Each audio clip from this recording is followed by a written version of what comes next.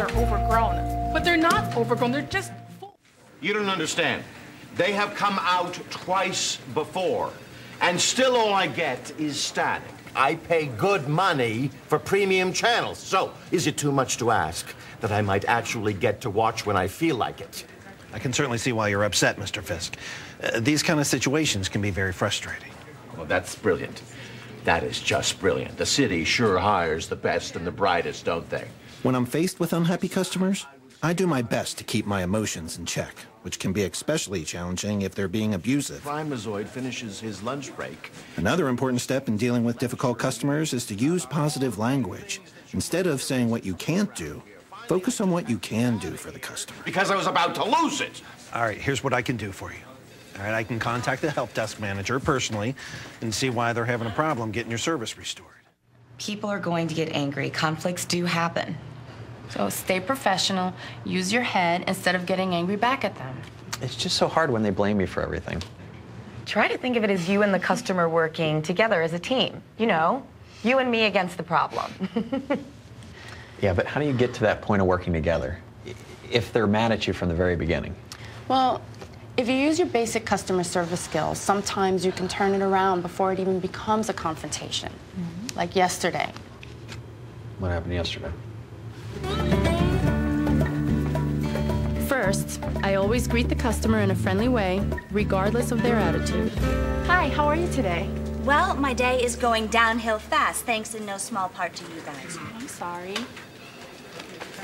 Here it is. So I got stuck making the arrangements for the finals, and you guys messed up the reservation. Next, I try and connect in some way. You know, find some common humanity. Wow, it sounds like you really have your hands full.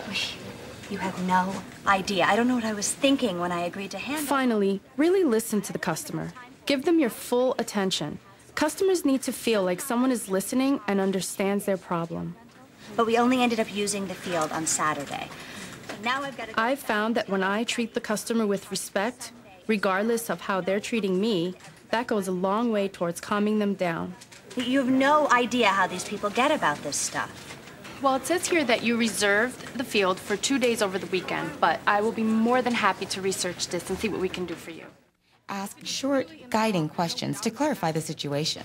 We usually send notices before we start any work. Do you remember getting anything in the mail about your trees needing to be trimmed? Well, maybe a couple, but I didn't really read them. Honestly, I didn't think they'd just come in and do it. What day did you say your trees got trimmed? Last Friday, they started first thing. Must have been 7:30 a.m. Find something to agree with.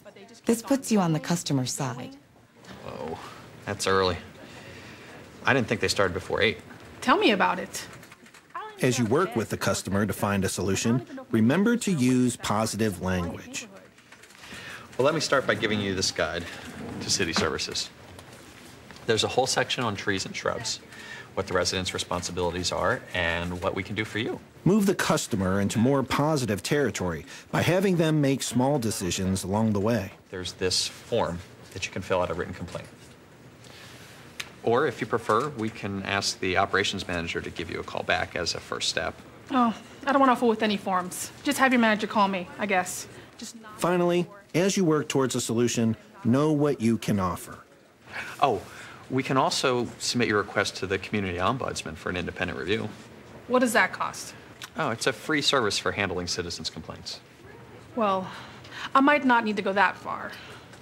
Tell you what, then. Why don't you go over that information, and I will ask the operations manager to give you a call as soon as he gets back in the office. That sounds fair enough. Thanks for your help. You bet.